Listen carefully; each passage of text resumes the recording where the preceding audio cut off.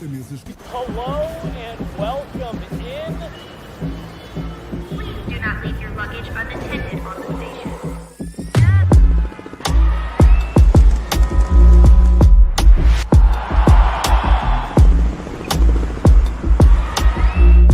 Welcome to the show. Hello, welcome to the show. First intermission. Avs Wild. We're not quarantining, but like everyone in the world is sick. Megan and I both woke up today, and I actually put out a tweet saying how hard I'm working to avoid getting sick. And Megan sent me a message. She was like, yeah, speaking of this, I don't know. I was like, yeah, I don't feel great either.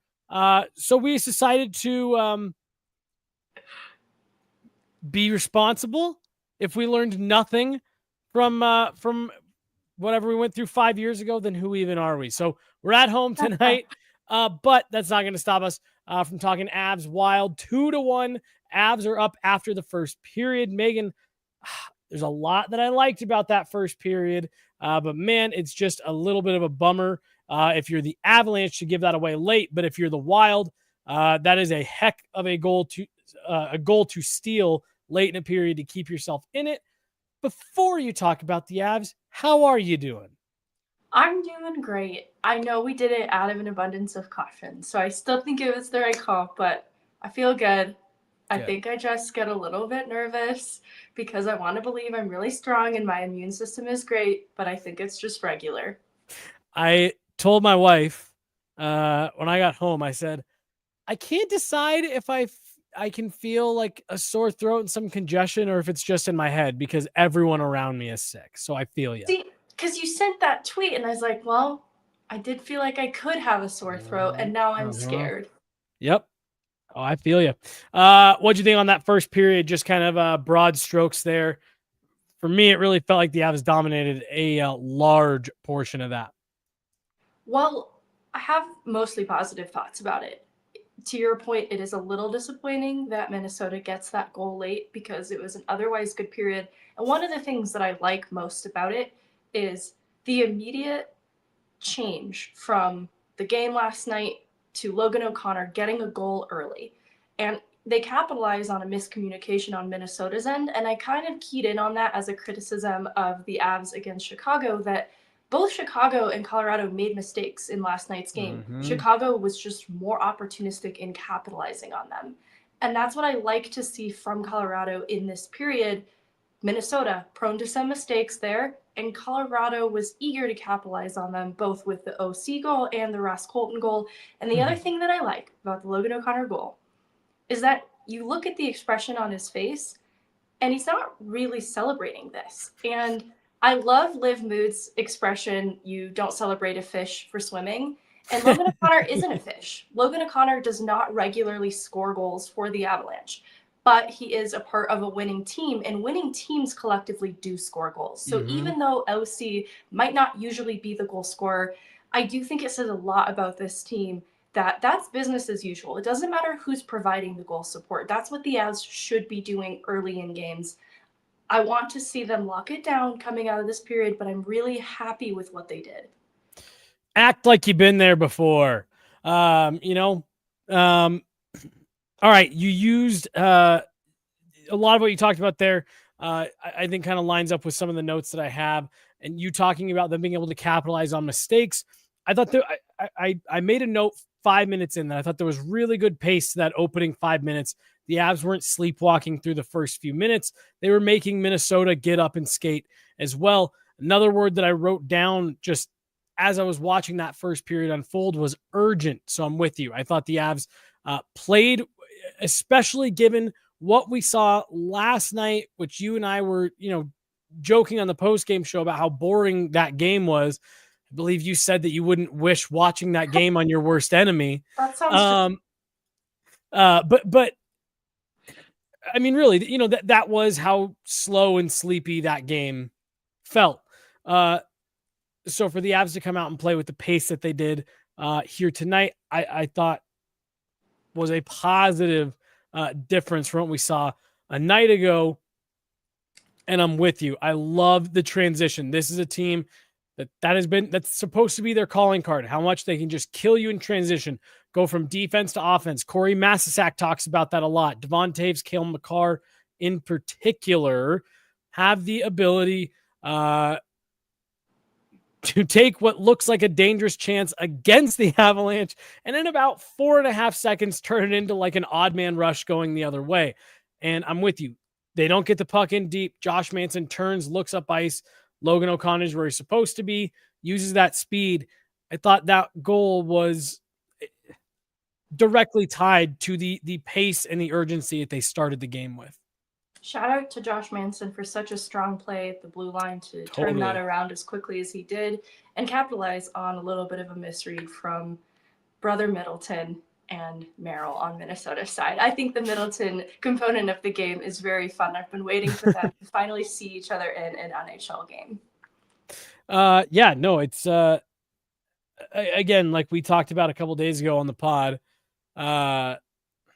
nothing necessarily against Keaton Middleton, but we did not have this on our bingo card, him playing many, if any, NHL games this year, let alone, I believe he's now up to 15 of 16 of the last games. He has been in the lineup. I thought Blackwood was good for most of that period. You give up a grade A look in the home plate area late like that. It's kind of a gift-wrapped goal, but for the most part, I thought he was good. Really liked what I saw from the top line in the first period, Megan.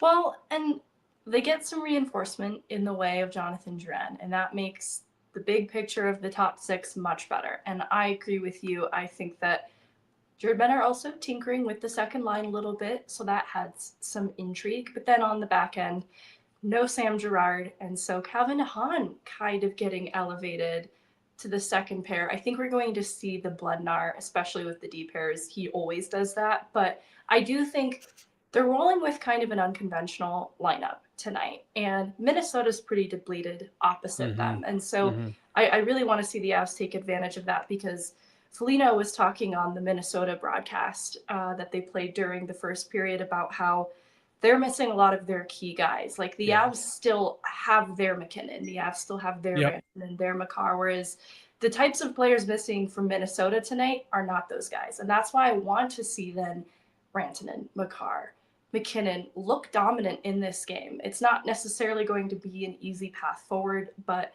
in terms of storylines, it's their game for the taking in a lot of ways. I was laughing listening to that a little bit because they're talking heavily on the Minnesota broadcast, like no other team is really dealing with these types of injuries. It's like, you might want to double check your notes on tonight's game for that one. But no, I thought the top line was going well, and I'm glad you brought up Calvin DeHaan. I did not think that was a good period for number 44 in white out there. He got caught out there during the blend a couple times with that top line, and the puck. I mean, the play was just dying. They were buzzing in that in the offensive zone. Running that high cycle, snapping the puck around. It would end up on Calvin DeHaan's stick. He would double clutch it, wait too long, turn the puck over, fumble it, have to dump it into the corner. The play was just kind of dying. And then I don't know what he's doing, sliding through the middle of the ice the way he was on the Zach Bogosian goal, and just kind of one hand swinging at the puck, which put it right back into the high slot for Zach Bogosian. Like you said, elevated to that middle pairing.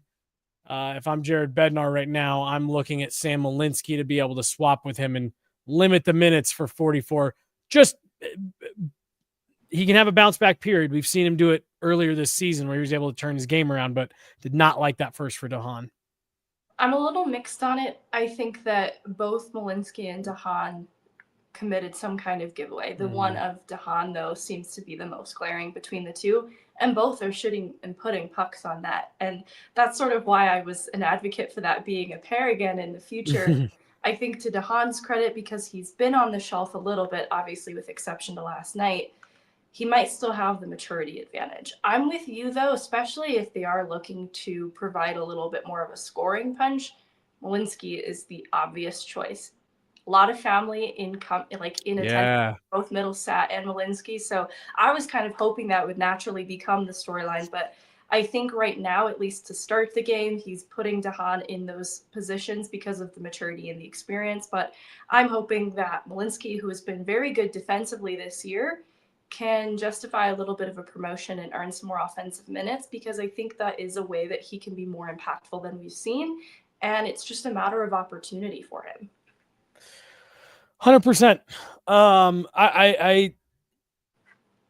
We were just talking about him the other day on the 10-game segment pyramid show, that we were talking about the fact the offense hasn't quite been there. So I'm with you. If there is a little bit of that opportunity for the taking here tonight with Josh Manson, who I thought had a good first, well, let's see it. If we're blending things up anyways, like you said, no Sammy G. Let's see it. One thing I'm watching the Bogosian goal now, and I really don't love having DeHaan's role on this goal. So take back everything I just said. I'm just kidding. I'm not going to let a single goal make that decision. But again, like I said, I did think he struggled. It looks to me like he, at least in that first period, couldn't be a guy who should be out there with that top unit, especially with the way that they were playing. But speaking of the top unit, power play. They weren't rewarded on the power play, but I thought that was one of the better looking man advantages that we've seen from the Avs in a little while. And I thought the bounce that Ross Colton gets just moments later, that's hockey Jesus saying, yeah, you worked hard on that power play. You probably deserved one. Here you go. Yeah, I liked the first power play opportunity for the Avs in the Chicago game. I thought they deserved a better fate. Mrazek just played extremely well. Their next power play was terrible. They sort of righted that ship with another good power play to start this game. And to your point, even at its expiration and with the second unit on Ross Colton at the net front, that is a player seizing an opportunity, prepared to take advantage of a miscue from Declan Chisholm behind the net. And I think that's exactly why you like Colton out there on the man advantage. It's the kind of player he is. He's hungry. And to not only collect that puck and capitalize on it so quickly, put the puck in the right place, I think deserves some credit. And in my head, I view it as a power play goal because it's born from the momentum of extended time in Minnesota's end because of a good power play that also is tiring out and exhausting that PK for Minnesota, making them more prone to mistakes.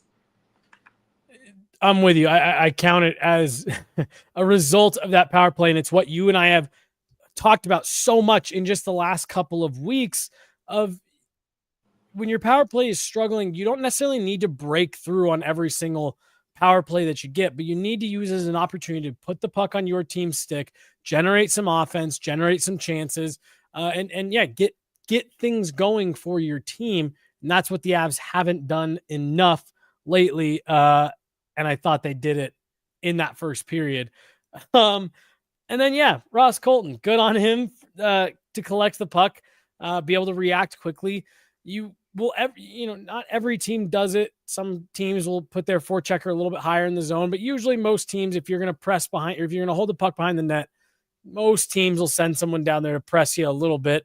And that's why, because you never know when something like that's going to happen. Puck just, Chisel heals it and doesn't get, he got like 5% of the puck. And it lands right on Ross Colton's stick. And he almost didn't collect it quick enough. And Gustafsson was almost able to get back. But no, good on Ross Colton to be ready for it. And the reaction was hilarious. The reaction was hilarious. Did I say a curse word? Did you hear it? I did, but and you started to smile, and I thought you were trying to like not laugh. What did I say? I don't remember, but you mispronounced something. You said shitty instead of that's something. So funny. I don't know, but if I because I didn't mean to, so I don't even know what I said. And it was something that made sense. So vaguely says a combination of shooting and hitting. Yeah, I don't remember what it was. I'll go back and listen, but I was like, I'm not going to draw attention to it because then she'll really start laughing. But vaguely caught it. I apologize. There's children. Real quick, let's wrap on this, on the goal that the Avs do get back late, which again, if you're Jared Bednar, definitely feels like a little bit of a bummer because it really did feel like his team controlled most of that period. But a little bit of breakdown on the neutral zone. Zach Bogosian finds it in the middle. And again, that's a tough one to put on Mackenzie Blackwood. quickly, your thoughts before we drop the puck on the second period. That final goal for the Avs, what you want to see them change to close this or to keep the momentum going in the second, excuse me. I think that was what started as a pretty average, normal arrival for Minnesota in Colorado's end and quickly fell apart. A lot of that being Calvin DeHaan falling over and not being able to defend any lanes to the net front and causing a little bit of chaos, distraction, traffic in the net front. As a result, I think players were then confused what lanes to defend, and it just made for a pretty easy path to the net for Bogosian. And I want to see them defend that a little more sharply because it started as a pretty harmless play and quickly fell apart at the seams. So I think that that's just an attention to detail thing. Stay on your feet. I'm just kidding. That's really easy to say. But I do think that a little more attention to detail in those moments, because everything about how it starts, Avs can absolutely defend against that and get that puck, break it out, and exit a little more easily than we saw. And honestly, through that point, they'd held Minnesota to just 3 shots. It's the 4th shot, and it happens to go in the back of the net. And so they'd done a lot of things well to keep most of the play out of their own end. So just resume doing that. Resume doing the things that allow you to do that. Puck is down in the second period. We are out. We'll be back at the second intermission. She's Meghan Angley. I'm Jesse Montano. Talk to you guys soon.